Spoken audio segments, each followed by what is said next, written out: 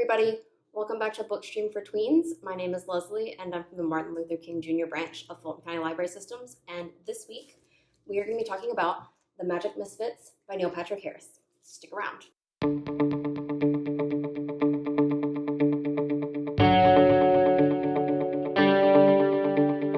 Okay, so The Magic Misfits by Neil Patrick Harris. It is the first book in a 4-book series. The last one just came out in September.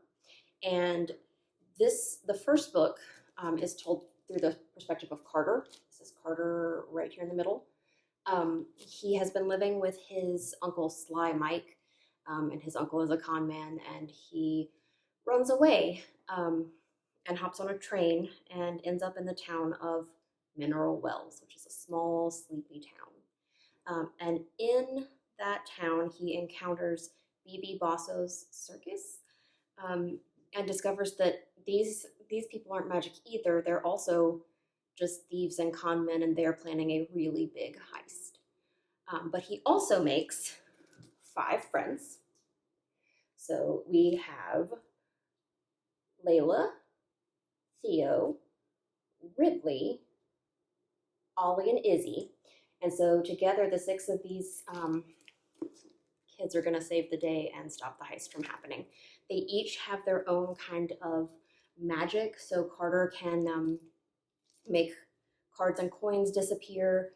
Theo's magic has to deal with his violin. He's the perspective of the second book. And then Layla, I think, is the 3rd book, and Ridley is the 4th. So it's a really fun series. If you've ever read Series of Unfortunate Events, it has the same kind of vibe. Sarcastic and fun. There are puzzles throughout the book to solve, and there are also, at the ends of most of the chapters, instructions for how to do real-life magic tricks, which I think is very cool. So if you want to learn how to do magic and also read a fun story about people who can do magic, I have the book for you. It is Magic Misfits, and I'm going to read you the introduction.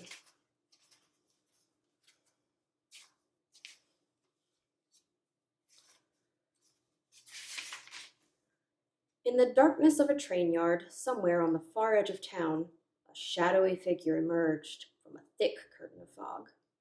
The person looked back once, before dashing alongside several rows of empty train tracks. Now, if you're anything like me, you might flinch when an imaginary shadowy figure emerging from a nighttime fog in a nearly abandoned train yard lit only by distant streetlights. But you needn't worry here.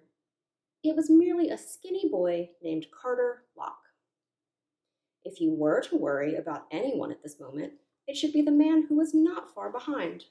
The man who was chasing Carter through the train yard, bellowing, "Carter, get back here! Don't you run from me, boy! I ain't gonna hurt you!" This was a lie. The man very much intended to hurt Carter. Thankfully, Carter knew it. So he pumped his legs and clutched his satchel and strained through the murk to see which line of cars was chugging down the tracks and out of the yard.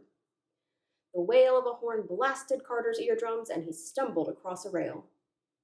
Several rows away, there came a familiar metal clanking. A rusty but colorful chain of cars clacked by, catching speed and whisking away in the mist. Carter could see clearly now. He jumped over the tracks and raced to keep up with the moving train. From down the yard, the cars kept coming and coming and coming. Red, blue, green, yellow, purple, red or black, orange, redder still.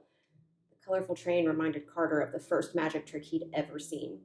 A gentle hand coming close to his face and pulling a red silk handkerchief from his ear, which was tied to a yellow one, which was tied to a blue one, which was tied to a green one, and so on and so on and on and on. It was one of the few memories Carter had of his own father. Instinctively, Carter touched his satchel as if to make sure the small wooden box was still inside. It was. Carter ran alongside the train, eyeing each passenger car for a place to board. Behind him, footsteps sounded in the gravel. Then a gruff, cruel voice rang out, "Carter, don't you dare hop on that train!" The clanging and banging did not drown out the man, who sounded closer now than before, almost directly behind him. I've got eyes and ears in every town between here and Timbuktu. You'll never escape, hear me? Never. So that is the opening of the Magic Misfits.